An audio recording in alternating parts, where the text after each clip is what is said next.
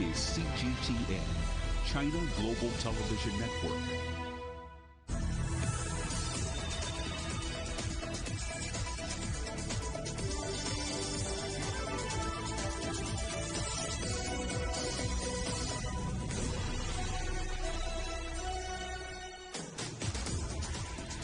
Hello and welcome to Global Business Europe, live from CGTN in London. I'm Jamie Owen. And I'm Juliet Mann. Our top stories: going green and reforming the World Trade Organization. The EU unveils its new trade strategy. One of the headlines: Air France KLM suffers an $8.5 billion loss in 2020 and warns there is more pain ahead. Facebook under fire for blocking news content in Australia. But who should pay for news? England's lockdown is working, with a sharp fall in coronavirus infections since January. And millions of Texans are still without heating, days after a storm crippled the energy grid. We're live in Dallas.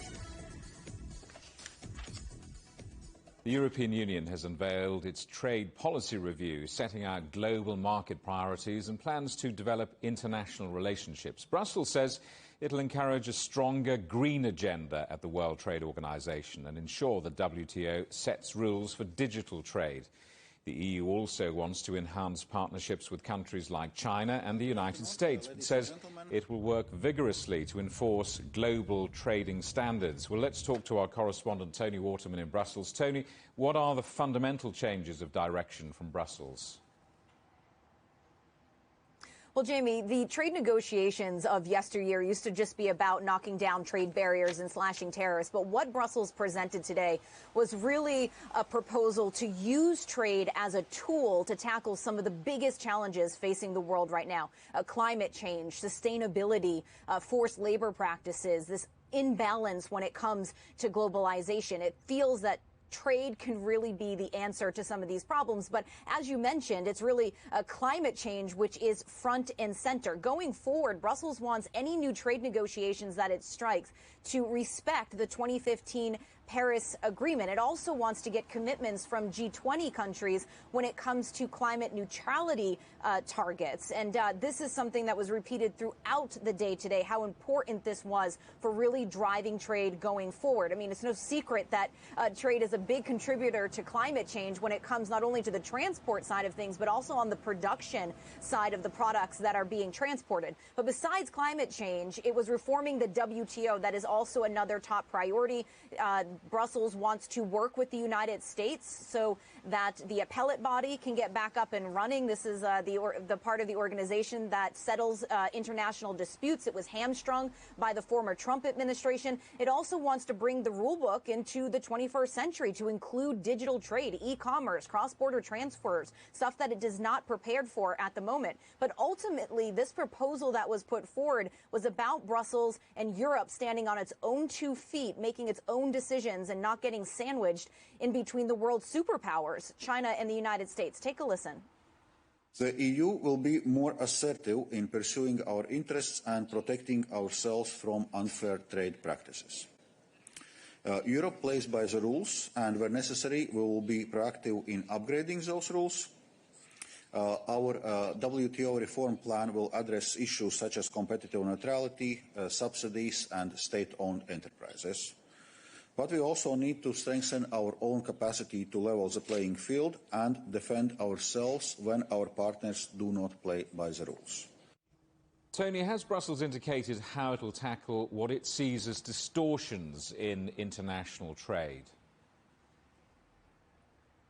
Well, this is the part of the plan that is a bit more opaque, and partly because there still needs to be studies and consultations that need to be done. But Brussels did put forward some suggestions on how they would tackle unfair trade practices. They said that they could make full use of the chief trade enforcement officers, develop some sort of online tool for EU businesses, especially for SMEs that are struggling with what they perceive to be an unfair practice. They also will work on the preparation of an anti-coercion instrument and also explore options for an EU strategy when it comes to export credits. But this is all policy stuff. What really is going to make the difference here is what sort of alignment they can have with other big countries in the world, which is why we heard so much today about working with the United States when it comes to overhauling the WTO, when it comes to setting out these new objectives for trade. And just in his opening statements, I think Dombrovskis mentioned either the new Biden administration or the United States about 5 times. This is also a big reason why they want to take the lead when it comes to transforming the WTO, which enforces these global trade rules, so that they can set this agenda when it comes to transparency on state subsidies, on SOEs, state-owned enterprises. So this is what is probably going to make the most difference. Having that toolkit in its back pocket will also help. But it's really about these partnerships and alignment when it comes to changing unfair trade practices going forward. Tony Waterman in Brussels, thank you very much. Well, David Hennig is the UK Director of the European Centre for International Political Economy, and he joins us now. David, let's start with the green issues here. I mean, how is the EU going to incorporate green policies into trade deals, do you think? Well, green issues are certainly one of the main policy items that are highlighted in this new EU trade strategy. One of the big policies to come is what's called a carbon border adjustment mechanism, and that is basically to say that imports should have be considered in the same way as EU production in terms of their the amount of carbon they emit or that they're responsible for, and there should be some kind of mechanism for ensuring this at the border. It's pretty complicated. We're not quite sure how it's going to work, but it would be a big change in the way world trade works if we have to, as well as consider the usual tariffs, we're considering as well for imports, what's the carbon adjustment that it would need to pay. So it's like trade deals are being used as a tool in tackling things like climate change. Now, I want to mention the crisis of confidence that we've been seeing at the World Trade Organization, deadlock, basically under the previous US administration. How do you think Europe's relationship is going to change with the United States under Biden? There's a lot of more optimism around that President Biden will want to help get things moving in the WTO. There's a new Director General has just come into position, and she'll be part of this as well. But there are no simple solutions to this, and I think that what the trade strategy does, it sets out a lot of the world that we're now in. It brings it up to date. It suggests what the EU would like to do. It would like to make the WTO a new source of rules for the world, updated in areas like climate change. But it's pretty short on knowing how exactly that is going to work when you have to get 100 countries to agree. And I think that is the drawback with a lot of this, and I think we've already heard that. A lot of good ideas here, not entirely clear how they're going to be implemented. So a lot of good ideas, you say, but Brussels really not making a secret about how it wants to reform and revamp the World Trade Organization and how it operates. Yet with all the bilateral trade deals we keep hearing about, does anybody else care as much? I think people do care about the World Trade Organization, but it's whether they care enough to make the political choices to prioritize fixing them, that maybe you don't get everything you want in the WTO, but you can all come to a deal. Now, that's a huge task to do that for 164 members, and even for the EU. Does the EU care enough to make its own compromises? The EU also talks extensively about its bilateral arrangements and how it's going to step up in enforcement as well. So I think everybody is hedging their bets a little bit and saying, look, yes, we'd like the WTO to be revived, but if it isn't, we've got our bilateral networks and we will make progress in that way. Well, talking of bilateral networks, the EU's trade relationships, I suppose you could call them quite fluid when it comes to Brexit, and then China overtaking the US as the EU's #1 trading partner. So where is the competition? Where are the challenges coming from? Well, I think that the trade strategy actually talks specifically about the major powers of trade. That is the US and China. Together with the EU, that is the trio that, it's quite an unstable trio, that are the big powers in trade policy, and they need to somehow work out how the system is going to work. There's also quite a lot of talk in the report about neighbouring countries. This is an area that the EU has done a lot of work in, but it's never been completely satisfactory, the relations, economic and political, with the neighbouring countries. And I think that there is a sign the EU wants to step that up, but it's difficult. We've already seen that with the UK. We're seeing that with countries like Switzerland. It's never easy, the EU dealing with their neighbours. They're the kind of the big power in the neighbourhood. So again, long on aspirations. Not entirely clear what the actions will be that will fix those relationships. Always a fan of big ideas. David Hennig, thank you very much. Well, decoupling trade links with China could cost America hundreds of billions of dollars. That's according to the US Chamber of Commerce. It says expanding 25% tariffs to cover all trade with China could cost the US $190 billion a year. And if the United States was to cut foreign direct investment in China by half, well, that would cost up to $500 billion. And another $30 billion will be lost annually if all Chinese students and tourists stop travelling to the United States. The US government has asked producers in Taiwan to help resolve a growing shortage of semiconductor chips, which forced the auto industry to cut production. Taiwan has the world's largest semiconductor industry. Chips are in short supply amid soaring demand for electronics. Companies in Taiwan say they're working hard to boost supplies. Consumer spending in China surged more than 28% during the week-long Spring Festival holiday. Combined retail and catering sales hit just short of $130 billion US. That's higher than in 2019, before the pandemic. Jaguar Land Rover has announced plans to cut around 2,000 jobs from its global workforce over the next year. The car maker says the move will not affect factory workers. It comes just days after the company announced its luxury Jaguar brand will be entirely electric by 2025. You're watching CGTN. Still ahead, the engines are spluttering at Airbus and Air France. What do today's results mean for the future of plane manufacturers and airlines?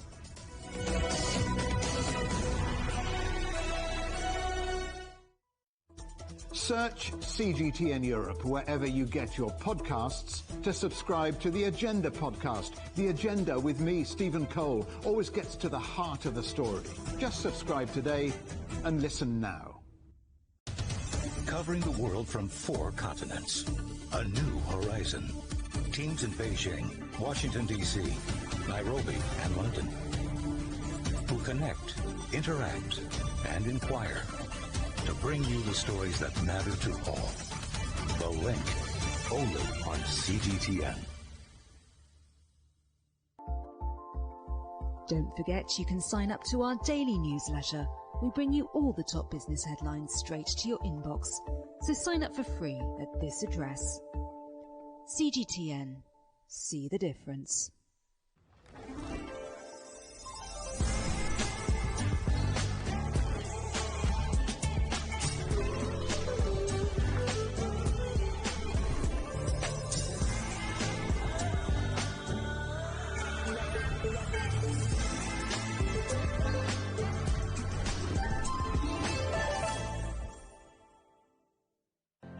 Mari, what would you say is a good question?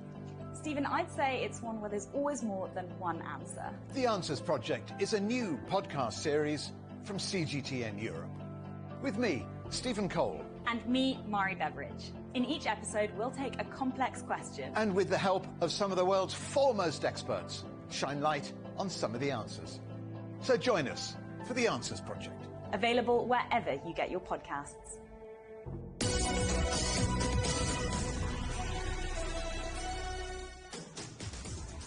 Welcome back to Global Business Europe.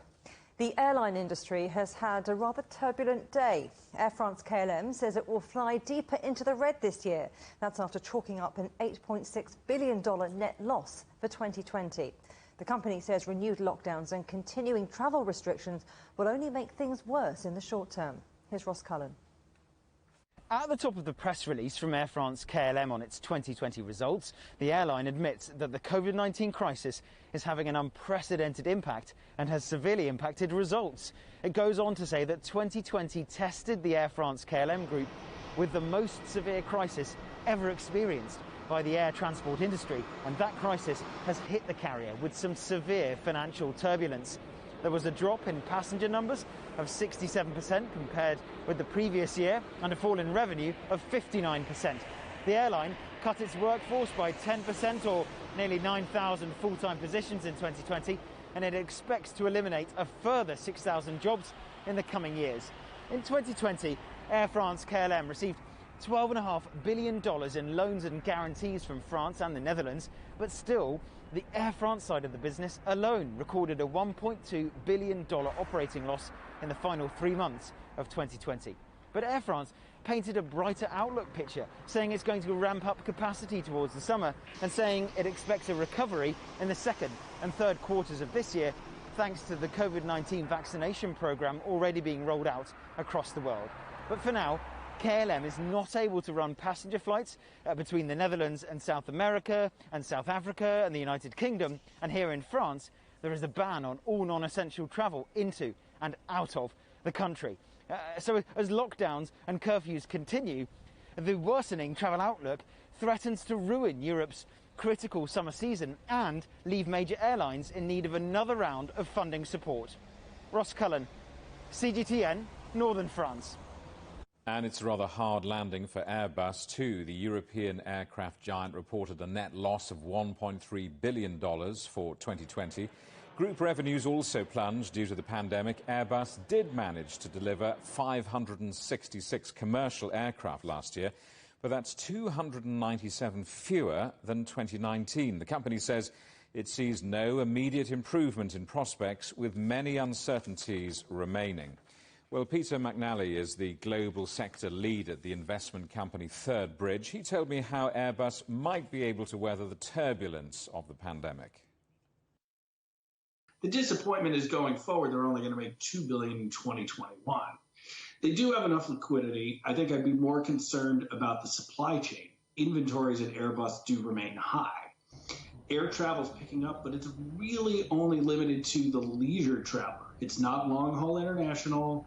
It's not business. So there are customers that actually are doing relatively well. It's just not the major global carriers. We got some reminder of that this morning listening to Air France KLM, which was disappointing. The recovery just isn't happening fast enough. And that's an airline that needs more liquidity and has been dependent on government funds. OK, so what do these figures then mean for the future of aircraft manufacturing and the airline industry as a whole over the medium term? Well, in the medium term, if there's one thing we at Third Bridge have learned through this crisis, is that airlines can get funding. It's debt, it's equity, it's government funds, and there have only been very few instances where we've seen bankruptcy. So these airlines are positioned for eventual recovery, but there's a wide range of when that recovery takes place. Everything from a leisure-focused airline in 2022 to it's going to take Air France KLM till 2025 to recover these airlines. In the meantime, Airbus has gained share, versus Boeing. Boeing's had some high-profile problems, but Airbus does have products that airline customers do want. Single-aisle planes that target leisure passengers for point-to-point travel. And that's the opportunity that we see for Airbus going forward. In Europe, Airbus is obviously of particular interest. So let's just drill down on this a little further. I mean, what is your forecast for Airbus for 2021?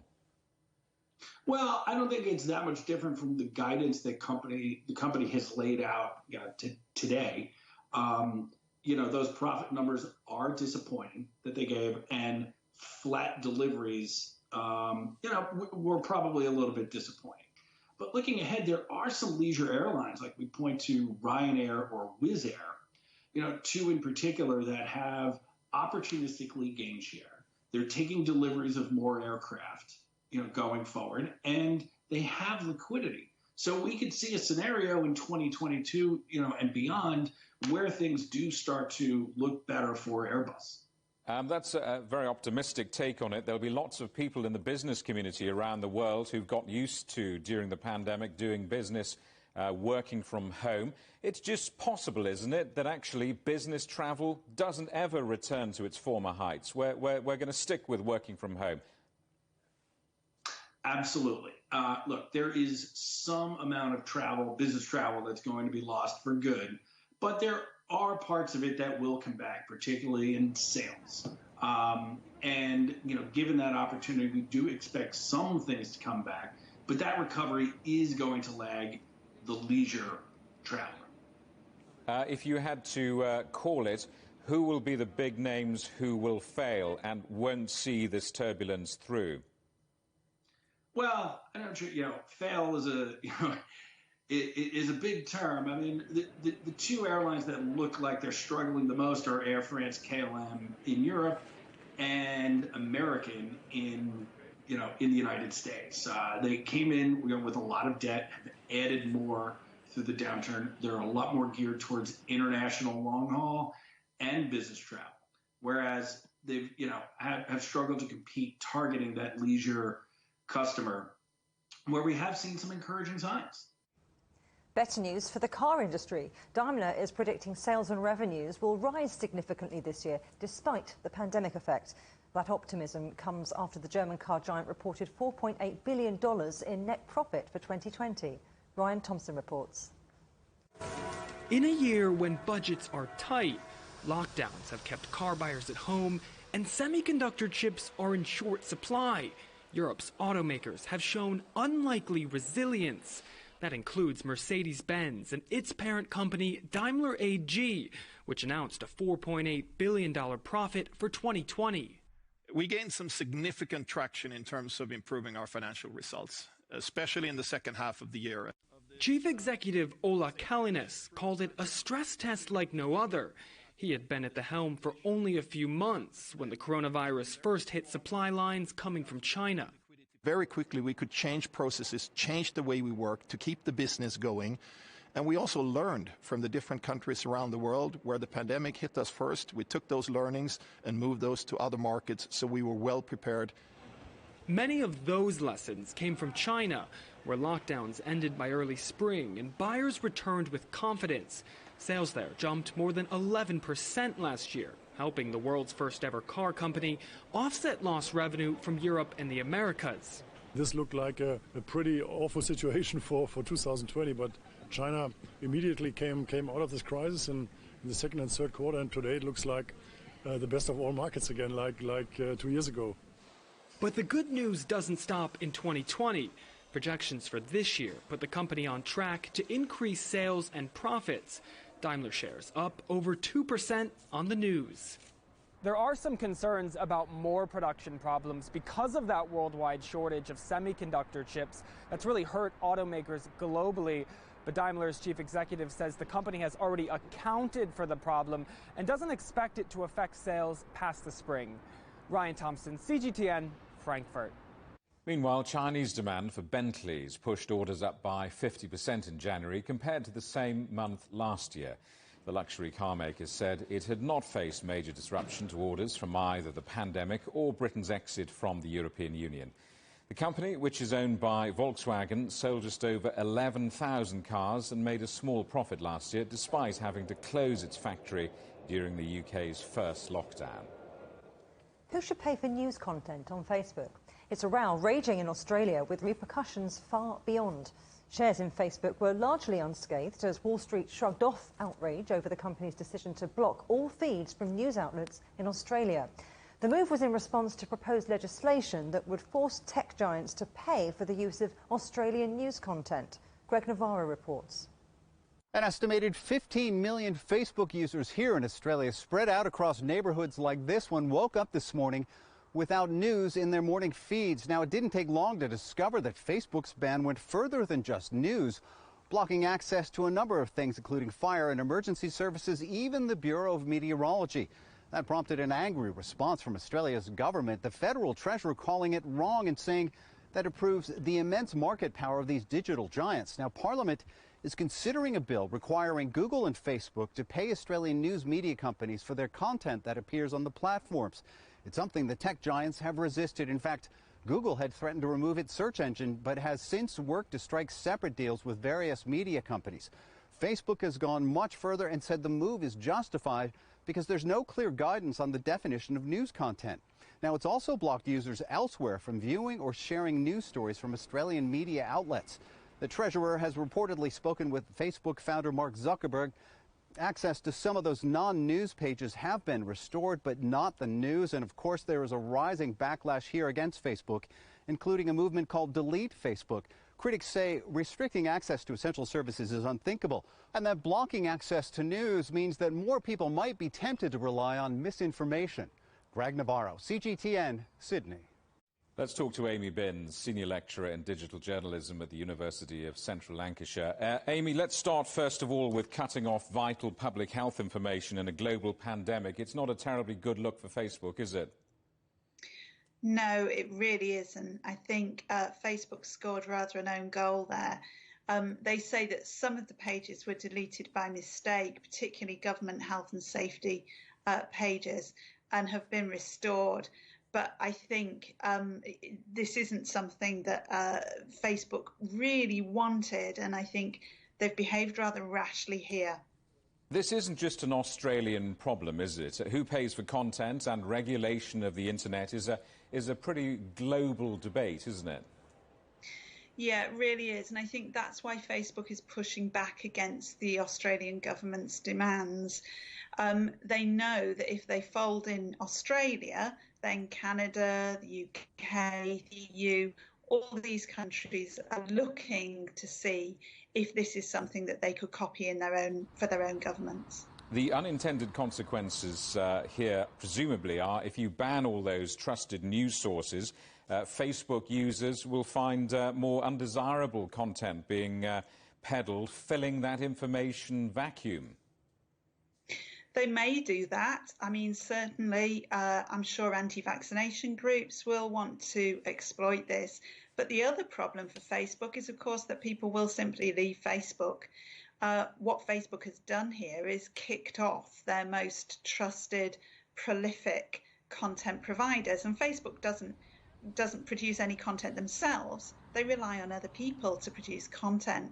So I think Facebook has given themselves a number of problems here. Presumably there can only be one winner here. It's a decision about who runs Australia, I guess, the government or Facebook. There must be middle ground to be had here, because Google has reached some kind of accommodation on this, hasn't it? Yeah, Google has decided to go along with the Australian government's requests and negotiate directly with news providers, and Facebook could do the same. What Facebook is worried about is that if they cede to the middle ground in Australia, they'll be forced to cede to the middle ground in a lot of other places, and that could significantly hit their revenue. So the question is then, what happens next? This snowballs and becomes an international issue. Yeah, I mean, I think it's already an international issue.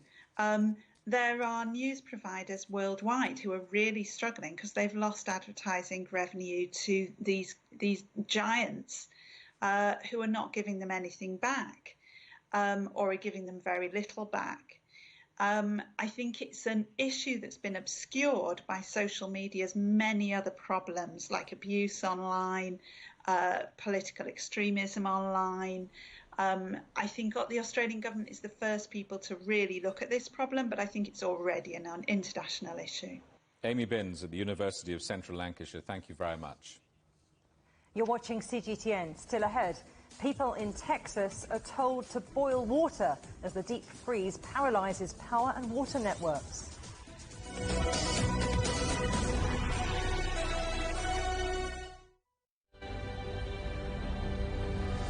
Patient after patient after patient. They take a long time to get better. They're the sickest patients we've ever seen. It's a race against time, because we can all see the threat that our NHS faces, the pressure it's under. We're dealing with something we knew very little about. Europe's first 2 epicentres in February have received their first dose of the Pfizer-BioNTech vaccine. Another day, another grim milestone for the UK in its fight against COVID-19. 100,000 people have now lost their lives after contracting the virus.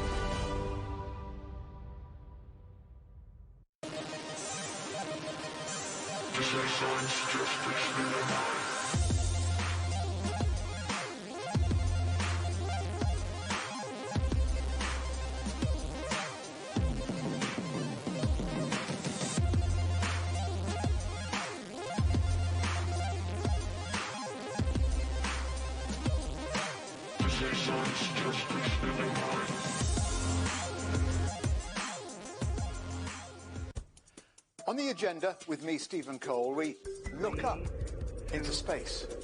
We look down into data. We look at debt. We look at politics. We look at opioids, climate change. We look at all the issues that really matter around the world. But you matter too. We want to tell the stories you want to see and hear about. Make it your agenda.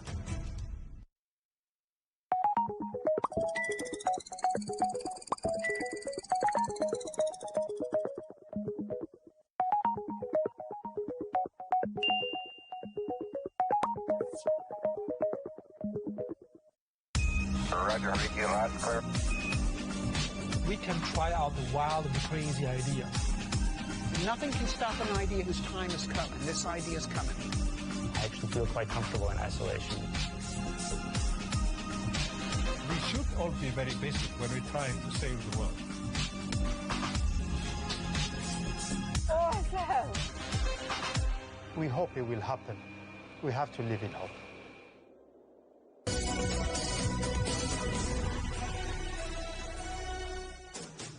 Hello, welcome back to Global Business Europe with Jamie Owen and Juliet Mann. Our top stories: going green and reforming the World Trade Organization. The EU unveils its new trade strategy. Our other headlines: Air France KLM suffers an $8.5 billion loss in 2020 and warns there is more pain ahead. And Facebook under fire in Australia for blocking news content amid a growing row with the government.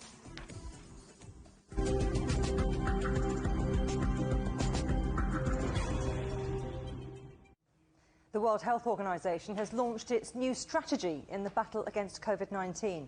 The WHO's Director General says its response plan is aimed at both suppressing transmission and reducing exposure to the virus. Well, our correspondent Julia Chapman's in Budapest. Julia, good to see you. What did Dr. Tedros have to say? Well, speaking at a regular WHO briefing on the overall situation with the pandemic, WHO Director General Dr. Tedros announced the strategic plan for battling COVID-19 for the coming year, and he also praised countries around the world for the steady decline globally of COVID-19 cases. He also talked a lot about vaccine equity and ensuring that countries around the world had an equitable chance of getting enough vaccines to its citizens. Of course, that's at the heart of the COVAX WHO program, distributing vaccines to countries around the world. But he was speaking, announcing the strategic plan for the coming year. That's a $1.2 billion US plan, and a large chunk of that will go towards the ACT accelerator, which is essentially ensuring that countries around the world have access to good testing, good health care and vaccines as well. And he announced what that kind of pillars of that system will be, and this is what he had to say earlier. Today, we're proud to launch the Strategic Preparedness and Response Plan for 2021. The new plan builds on last year's SPRP with 6 objectives: suppress transmission, reduce exposure, counter misinformation and disinformation, protect the vulnerable, reduce death and illness, and accelerate equitable access to new tools, including vaccines, diagnostics, and therapeutics. Julia, the WHO approved the AstraZeneca vaccine this week. What does that mean for the global vaccination effort? Dr. Tedros was also talking about that, saying that the AstraZeneca approval for emergency use listing that it's been given by the WHO will make a significant part of the COVAX program, ensuring that vaccines are distributed equitably around the world. The AstraZeneca vaccine, of course, is stored and transported at higher temperatures than some of the other ones. Back in December, the WHO gave emergency use listing to the Pfizer vaccine, but that is a colder storage vaccine, making it a bit more difficult to get to many developing countries, especially in Africa and Latin America. So the approval this week of the AstraZeneca vaccine will mark a very big step in getting the COVAX program up and running. Of course, that hasn't actually started yet, despite the fact that vaccine rollouts are happening in many countries of the world. The COVAX program hasn't gotten underway, and the WHO has come under a lot of criticism for the delay, but we do believe that that is likely to now get started towards the end of February or early March because of the AstraZeneca approval. Julia Chapman in Budapest, thank you. Lockdowns are working and the UK seems to be winning the battle against the pandemic. That's according to Imperial College London. England's third lockdown has been in place since the start of January. But Prime Minister Boris Johnson has promised a roadmap out of restrictions. Nicole Johnston reports. It appears that lockdown in the UK is working. The latest study from Imperial College in London has found infections in England have dropped by 2/3. The reproduction rate of the virus is now estimated to be 0.72. It needs to stay below 1 to stop the infection rate from growing exponentially. It's estimated that 1 in 200 people in England are carrying the virus. And the highest infection rates are now in the 5 to 12-year-old age group and 18 to 24 years. But researchers say the rates are still too high. Infections are still at the level they were last September. And there are as many people in hospital with COVID-19 as there was during the first wave. British Prime Minister Boris Johnson says there'll be no rush out of lockdown, and it will be driven by the data, not dates. That's why we'll be setting out what we can on Monday the 22nd about the way ahead, and it'll be based firmly on a cautious and prudent approach to coming out of lockdown in such a way as to be irreversible. We want to be going one way from now on. The government is depending on its vaccination program to protect the most vulnerable people in society and drive down the rate of infection by reducing transmission. The UK has also received regulatory approval to undertake the world's first human vaccine challenge for COVID-19. Young, healthy adult volunteers will be injected with the virus and then given a vaccine to test its efficacy. Under the COVID challenge study, the amount of COVID is a minuscule amount, so small, many of the volunteers won't even know they've been infected. We check them every hour through PCR tests. The minute we see infectivity at a viral level, that's when they're infected, and that's how low the dose is. Researchers will also be able to monitor how the disease progresses every minute from the first moment of infection. And that could unlock many of the mysteries of COVID-19 and ideally help scientists develop treatment for years to come. Nicole Johnston, CGTN, London. Iran's supreme leader says his country wants to see actions, not words, from signatories to the 2015 nuclear deal. Ayatollah Ali Khamenei says Washington must act first to restore trust in the accord. Under the deal, sanctions were lifted in return for Iran agreeing to curb its nuclear program. Former US President Donald Trump pulled the US out in 2018 and reimposed sanctions, after which Tehran gradually breached the agreement.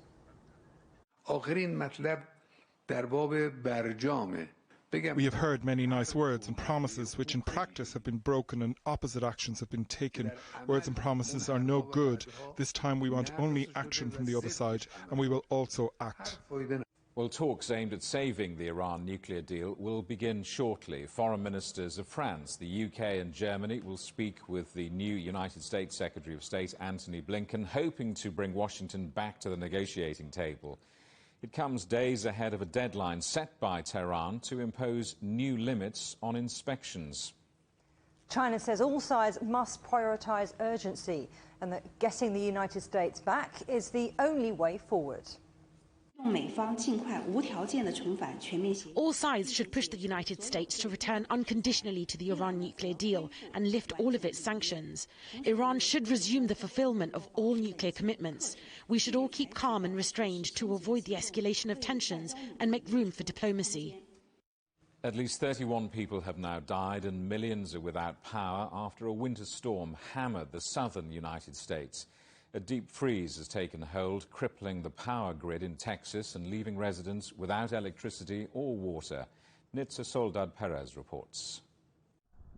No letter but brutal and unusual wintry conditions across the U.S. South. While one storm has moved on, a new round of ice and freezing temperatures is adding insult to injury for millions without power and heat. In Texas alone, more than 3 million homes are without power, many of them for days. We had a fireplace and I burnt up all the wood we had. This is sad. This is a sad state of affairs. I wish it were better, but, somebody's got to do some planning after all this is over and make sure there's an alternative source of energy. Many locals are desperate. They keep asking, when will the power come back? So far, those in charge seem to be scrambling for answers. I think from the perspective of the grid collapsing, I think what has happened here is a response that kept the grid from collapsing, that kept us from going into a blackout condition. Now, the difficulties that this has imposed on citizens of Texas, everybody in the state, have been enormous. And certainly, we need to look at what has happened here once we get everybody back online, which is the #1 priority. Some cities are without water as well, complicating an already dire situation. They've spent a freezing night, many times their 4th night. Now they're waking up to water issues. So we're seeing the secondary and further on effects of the power. The pipes, for example, some burst because of the water freezing. Others have low pressure because those generators that support the pressure are out. As a result of the water service interruptions, the Houston airport diverted all of its flights. COVID-19 vaccination sites have closed. In Oklahoma, some grocery stores are running out of supplies. When we went into the store, they barely had anything. There was barely any food there. So it's just like getting real creative. And more bad weather is on the way. A new winter storm is expected to move across the south and east over the next 2 days. More than 100 million Americans are under some type of winter weather advisory. Nitza Soledad Perez, CGTN, Miami. Well, the worst of the storm is over, but the situation remains perilous for millions of people across the southern United States. Let's talk to our correspondent, Adiz Tianshan, in Dallas. Adiz, what's the situation on the ground now? Well, as you mentioned, I mean, right now it seems the worst part may be over just for now, Jamie, but for the coming days, we still do expect some glacial weather conditions. According to the National Weather Service, we will still see some of that freezing rain and snow and temperatures below the average that we normally see in this part of the world. But that obviously creates a problem where we do not quite know yet when the power might be restored in the homes of millions of Texans, some of which have not had any electricity for almost 3 days. Now, that's not necessarily the case in some of the big cities where they've had controlled blackouts, so it's been on and off, but certain smaller cities and remote areas are still left without power. And they're really cut off from the rest of the world as well, because some of the roads are completely covered with huge amounts of snow and ice, so they can't really get to anywhere either. And connectivity-wise, it's been very difficult without power. They don't have not only internet, but also cell phone coverage has been impacted. So in some cases, people have lost connectivity with the rest of the world. They're essentially relying on their own. And maybe the worst part here is about water, as you heard in that previous story. Some of the people were running water nonstop to make sure their pipes would not burst, would not freeze, and that has created a serious problem in certain cities, including big cities like Houston, where officials were warning that at this point the water reserve is below dangerous levels, and that's why they're asking people to really use water only for the most important necessities. And also in some other places, we understand the local water systems have been impacted, and in some cities they're now asking residents to boil the water they receive from their tap to make sure it is safe to consume. So it is not only power at this point, it is on many fronts, including access to clean water. These hospitals have been inundated during the coronavirus pandemic, but losing power and water must have pushed those hospitals in that region absolutely to the limit. That's exactly what health authorities are saying. Losing both of these utilities have created a whole other crisis for the hospitals. Now, to clarify, in some of the big cities, they still do rely on generators as a power backup. But in smaller cities, some of the smaller healthcare providers, that's not necessarily the case. I mean, we're hearing some anecdotes Even in big cities like Houston, for example, some hospital staff were asked to simply use hand sanitizers as a disinfectant. They don't have access to water and soap. In another hospital, in a much dire situation in South Austin, some of the staff were essentially asked to use trash bags to pick up the feces from the toilets because they did not have flush, just to show you how dire the situation has become in certain areas. And obviously the most critical situation here is for the patients, especially those who need urgent care, those in certain hospitals where they don't have power and water. They're trying to now evacuate and transport those patients to other facilities, but that in itself is also becoming a problem when so many roads are blocked. Dees Tianshan in Dallas in the United States. Thank you very much. Russia has dismissed a demand by the European Court of Human Rights to release the jailed opposition leader Alexei Navalny. The court ruled that if Russia failed to release him, it would be breaching the European Human Rights Convention. The Kremlin has denounced the ruling as unlawful, saying the court was meddling in its internal affairs. Farmers in India have taken their campaign against new agricultural laws to the railways. Protesters gathered on the tracks, blocking routes across the country. Farmers' unions are demanding the new legislation be repealed, saying it poses a risk to their livelihoods. Canada and the UK have imposed economic sanctions on military leaders in Myanmar in response to the junta takeover. This comes as thousands of people protested in the country's largest city, Yangon, denouncing the army. They called for the restoration of democracy and the release of Aung San Suu Kyi and other political leaders. Protests and strikes have paralysed government offices and show no sign of easing, despite a promise of a new election. A casino in New Jersey, owned by Donald Trump, has been demolished after falling into disrepair. The Trump Plaza opened in Atlantic City in 1984 and was once a key pillar in the former U.S. president's real estate portfolio. Bystanders cheered as they watched the demolition, which took less than 20 seconds.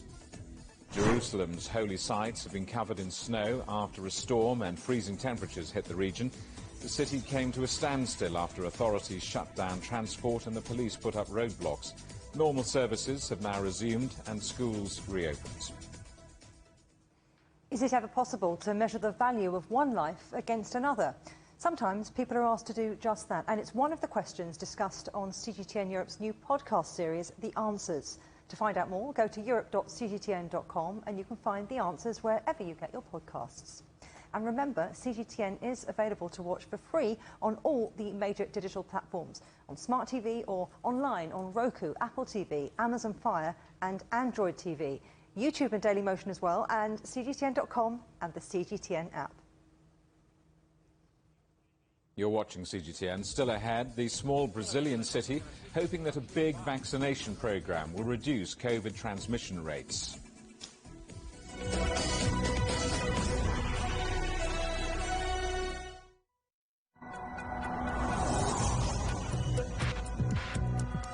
Each day, there are millions of stories. Each one can open new perspectives, new possibilities. Wherever you look, we are there. To see, discover, explore. We put the pieces together to find what really matters to you.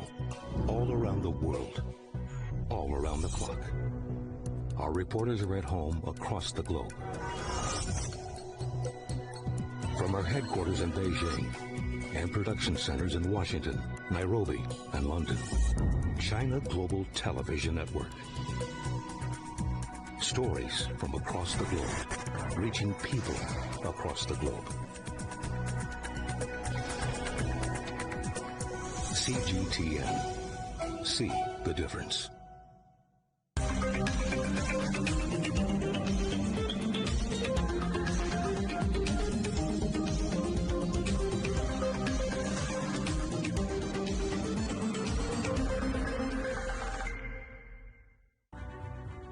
The agreement is signed. But what is the real deal now the UK has left the EU?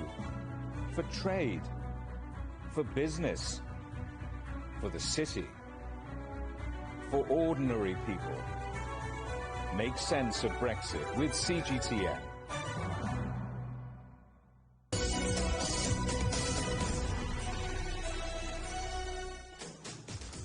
Welcome back to Global Business Europe. In Brazil, the small town of Serrana is taking on a big task. Every person over the age of 18 is being vaccinated with China's CoronaVac jab. The goal is to test how effective the vaccine is at reducing the spread of COVID-19. CGTN's Paulo Cabral visited the community at the centre of this groundbreaking study. Serrana is a small and quiet town with a population of 45,000 in the countryside of São Paulo state.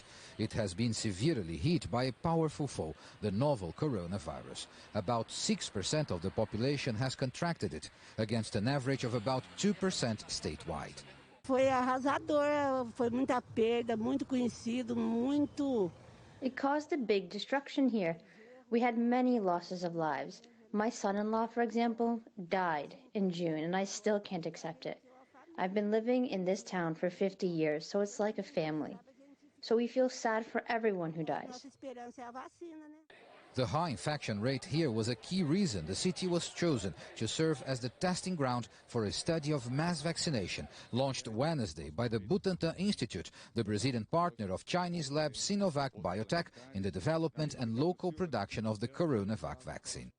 A Sinovac é também patrocinadora do estudo. Sinovac is also one of the sponsors of this research. It has provided the doses of the vaccine specifically for this. So Sinovac is also awaiting the results of this research, as it will be important to understand the role of this vaccine, which is being used in many parts of the world. Aquilo que está sendo feito aqui em Serrana. What is being done here in Serrana is something important for the state of São Paulo, for Brazil, and for the world, because there's not any similar research being done now anywhere in the world. The clinical trials of a vaccine indicate the efficacy of the medication, how well it can protect a person's health, either by avoiding infection or reducing the severity of the disease. The study here has a different objective, understanding to what extent the CoronaVac vaccine can prevent the virus from circulating and spreading in the community. All of the adult population of Serrana, about 30,000 people, have been invited to participate. Volunteers here are waiting in line to get their first dose. They will return in March for a second. Since it's a scientific experiment, there is more involved than an injection. Participants will spend about 1 hour here, including interviews and questionnaires before their vaccination and observation time afterwards. This 61-year-old woman was the first person to be inoculated for the study. Our city is very happy to have been chosen for this wonderful project, which will be part of everyone's lives. Hopes here in Serrana are that the vaccine will again make this a safe place to live, and that the research done here will advance worldwide efforts to eradicate COVID-19. Paulo Cabral, CGTN, Serrana, Brazil. It's the home of Leonardo da Vinci's enigmatic painting, the Mona Lisa, but the pandemic has kept the visitors away from the Louvre Museum in Paris, giving some breathing space for much-needed repairs and renovations. Mike Fox explains. The coronavirus pandemic has shut down the famed Louvre Museum in Paris, so it's the perfect time to carry out major remodelling. Artworks are cleaned, galleries spruced up, repairs made, all without millions of visitors getting in the way. Since the museum's second closure on October 30th, about 250 employees and outside contractors have come into work each day. We're working on the 10-yearly inventory of our works of art, which is the counting of each physical artifact, and we check what state they're in and see whether some might need to be restored. We keep a close eye on the physical condition of our collection. We also try to rethink the way to present them. We generally work on such modest little things, but when put together, they have a positive impact. And this means that when the museum reopens, everything will be perfect for the visitors. The Sleeping Beauty will have had the time to powder her nose. In the museum that would often welcome 10,000 daily visitors in pre-pandemic times, there are kilometres of empty galleries, unmanned ticket booths and silent bookshops. But in the Grand Gallery, restorers are industriously working on top of scaffolding. They have been sounding the walls, peeling back layer after layer of paint, seeing what lies beneath from previous centuries. In total, 10 large-scale projects on hold since March last year, and the first lockdown are underway and progressing fast. Mike Fox, CGTN. The goal is to find signs of life, but the first task is survival. NASA's Perseverance rover is due to land on the surface of Mars in the coming hours. It's the trickiest step yet in its near 7-month journey. The ground controllers will be watching on nervously as the spacecraft performs a complex set of maneuvers to simply land safely.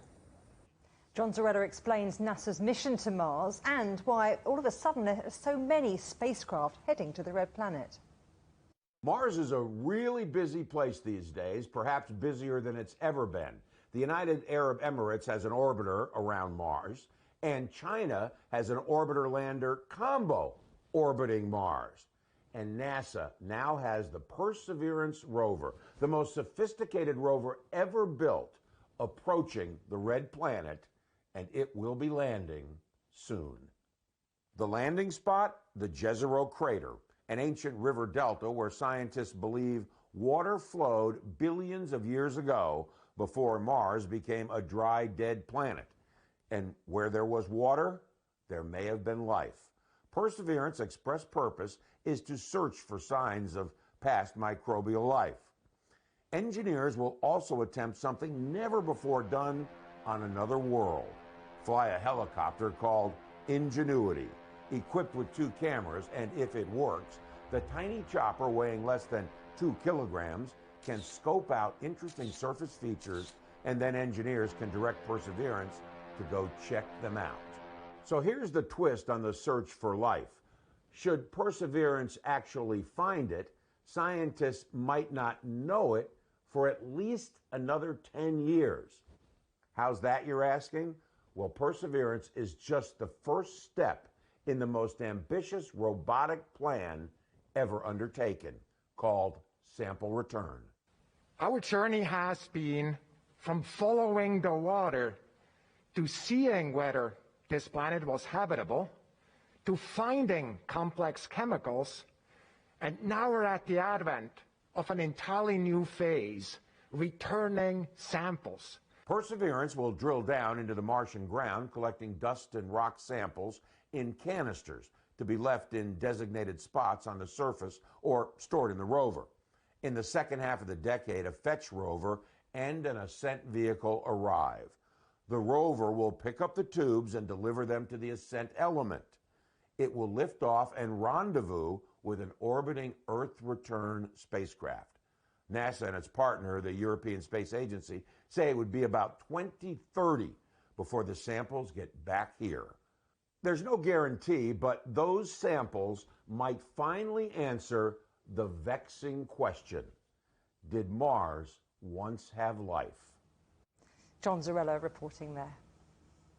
Well, back down to earth now. Lockdowns have emptied the skies and quietened the roads. An unfamiliar, almost forgotten sound has settled upon the earth. The sound of silence. That's according to a group of seismologists. They say these standstills have caused noise levels to plummet by up to 50% in some urban areas. In fact, the world is so quiet that scientists have been able to detect tiny earthquakes that would have previously been missed. The headlines again. The EU has unveiled its new trade strategy centred on a green agenda and reforming the World Trade Organization. And Facebook is under fire in Australia for blocking news content amid a growing row with the government. That's it for Global Business Europe. Thanks for watching. More on all of our stories at europe.cgtn.com, and do follow CGTN Europe on Twitter, Facebook and Instagram. We're on smart TV apps on YouTube and Dailymotion, CGTN.com and the CGTN app. We'll see you again tomorrow, same time, same place. From all of the team in London, it's goodbye.